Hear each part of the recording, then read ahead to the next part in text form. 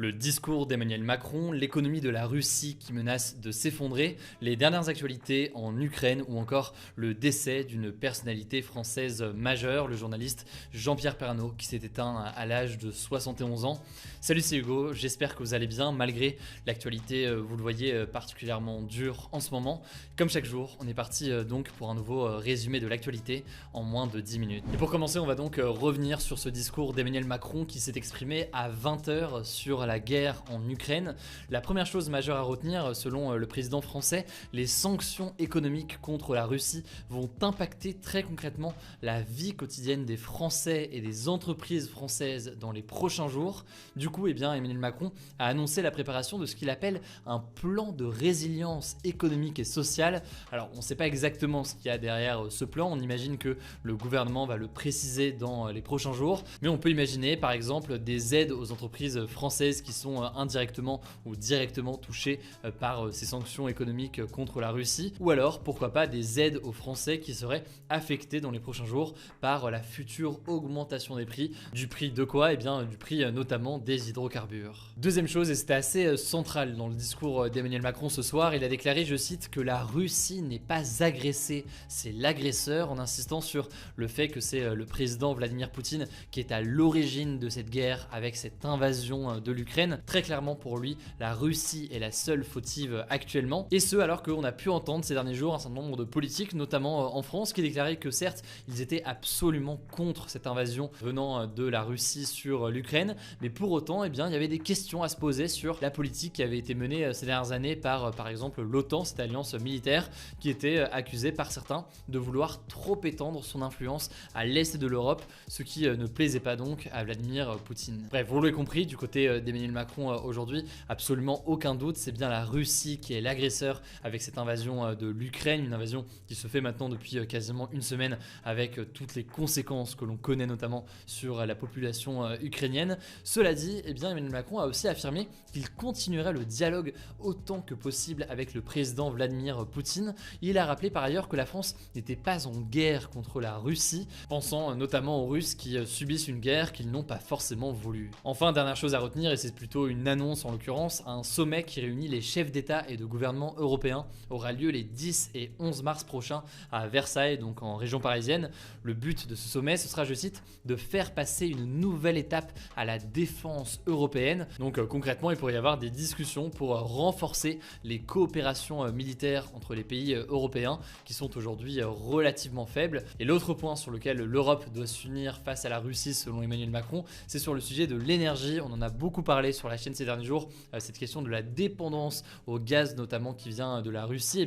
Emmanuel Macron veut que les Européens soient capables de devenir totalement indépendants de la Russie pour leur approvisionnement en énergie, ce qui n'est pas le cas donc aujourd'hui. J'ai eu l'occasion d'ailleurs de poser la question à François Hollande qui était donc mon invité sur Twitch tout à l'heure sur cette question de l'énergie pour voir sa réponse. La rediffusion de l'interview de François Hollande sera disponible demain sur la chaîne YouTube de Mashup que je vous mets en description. Alors il a conclu ce discours en évoquant la campagne présidentielle en disant qu'elle était forcément très perturbée par cette guerre, mais comme prévu, il n'a pas déclaré sa candidature à l'élection présidentielle. Pour rappel, il a quand même jusqu'à ce vendredi 4 mars 18h pour l'annoncer officiellement. On suivra donc ça de très près dans les prochaines heures. Et justement donc dans l'actualité, on va parler des sanctions économiques infligées par les Occidentaux à la Russie et les conséquences potentiellement massives que ça peut avoir sur la Russie, mais aussi sur la France. En effet, depuis le début de la crise ukrainienne, on en a beaucoup parlé notamment sur Instagram, les pays occidentaux avec l'Union européenne ou encore les États-Unis en tête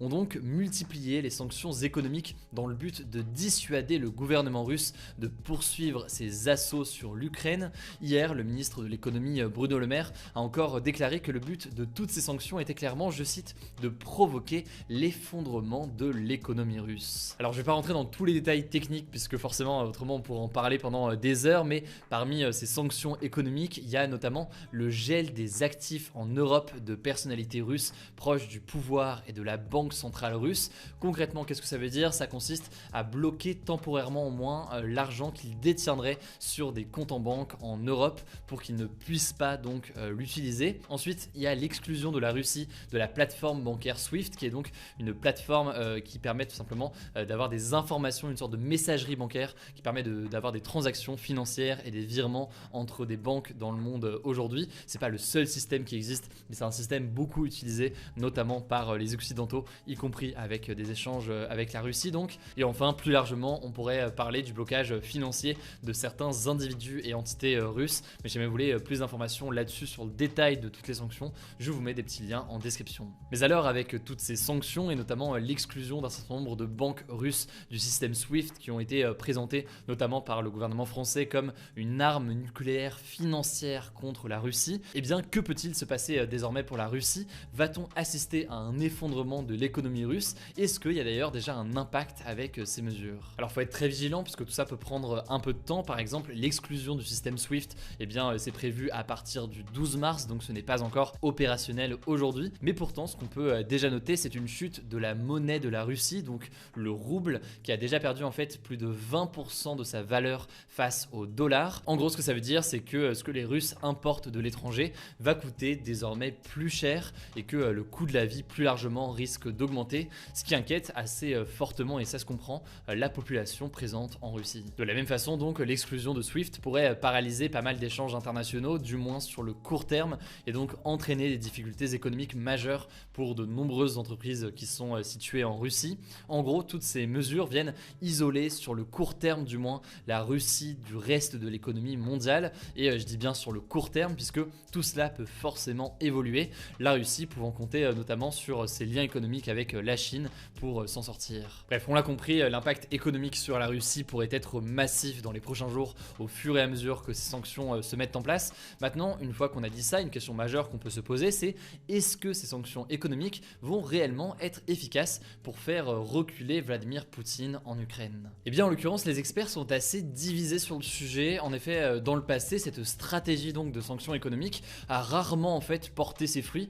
Selon une étude de l'Institut Targeted Sanctions Consortium, seuls 22% des pays qui subissent des sanctions économiques ont changé leur politique suite à ces sanctions. Autrement dit donc, les sanctions économiques ne sont souvent pas très efficaces. On peut citer par exemple le cas de l'Iran qui a été écarté en 2012 de la plateforme bancaire SWIFT là aussi, comme la Russie, ce qui ne l'a pas empêché au final de développer un programme nucléaire militaire. Même chose pour la Corée du Nord, le pays le plus sanctionné au monde, notamment avec un embargo sur les armes, et qui visiblement semble pouvoir ces dernières années réussir à développer une forme d'arme nucléaire. Bon, après, dans le cas de la Russie précisément, là, les sanctions, elles sont absolument massives, donc il faudra voir quel est l'effet dans les prochains jours. Mais par ailleurs, ce qu'il faut aussi bien comprendre, c'est que ces sanctions peuvent aussi créer des nouvelles alliances dans le monde. Là, en l'occurrence, pas mal de personnes pointent du doigt que les sanctions occidentales contre la Russie pourraient provoquer en fait un rapprochement encore plus important entre la Russie et la Chine. Ça amène donc bien la Russie à se tourner vers d'autres partenaires.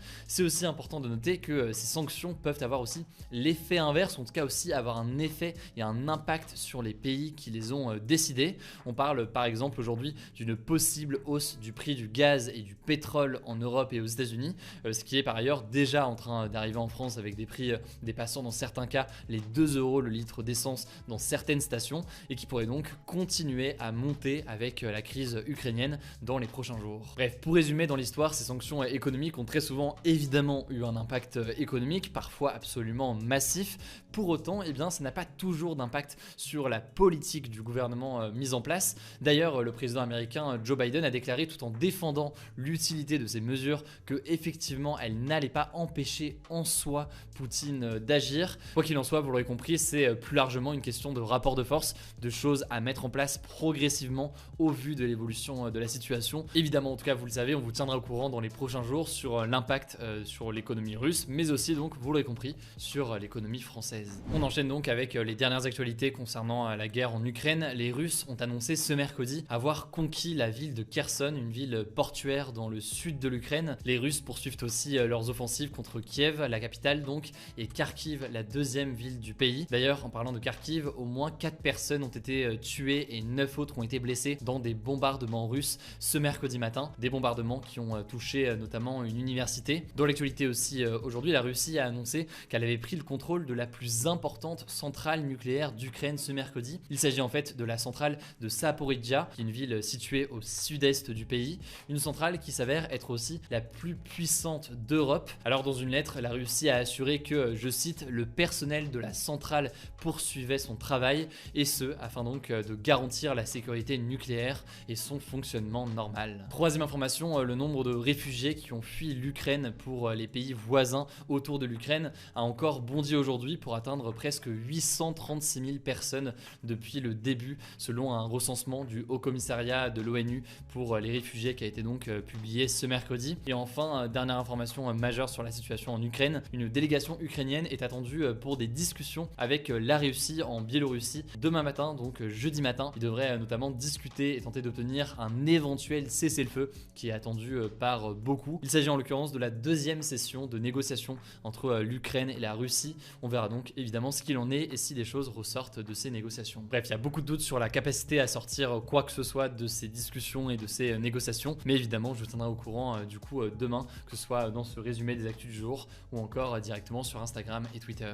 L'autre information aujourd'hui, au-delà de l'Ukraine, je vous en parlais en introduction, on a eu l'occasion de vous en parler aussi sur nos différents réseaux sociaux, c'est la disparition d'une grande personnalité française, l'ancien présentateur du journal de TF1, Jean-Pierre Pernaut, est décédé ce mercredi à l'âge de 71 ans des suites d'un cancer. Jean-Pierre Pernaut a présenté le journal de 13h de TF1 pendant 33 ans, réunissant près de 7 millions de téléspectateurs en moyenne. Il a marqué très clairement l'histoire de la télévision française, notamment par son approche, ses sujets notamment sur les régions, cette envie de raconter la France autrement en ne parlant pas uniquement de ce qui se passe notamment à Paris. Il avait pris en l'occurrence sa retraite il y a 1 an et demi. Toutes mes pensées vont évidemment à sa famille et à ses proches en cette journée particulièrement difficile. Pour terminer ces actualités aujourd'hui, une dernière information concernant la présidentielle cette fois-ci. La candidate de gauche Christiane Taubira a annoncé ce mercredi qu'elle renonçait à se présenter à l'élection présidentielle. En gros, elle n'a pas réussi à récolter les 500 parrainages nécessaires pour être candidate. Elle n'en avait rassemblé que 181 alors que la date limite pour récolter ses parrainages d'élus était fixée à vendredi. Elle n'a pas encore précisé si jamais elle soutiendrait un autre candidat. Alors je ne vous mets pas de débat ce soir non plus, du coup ce sera tout pour ce nouveau résumé de l'actualité en moins de 10 minutes.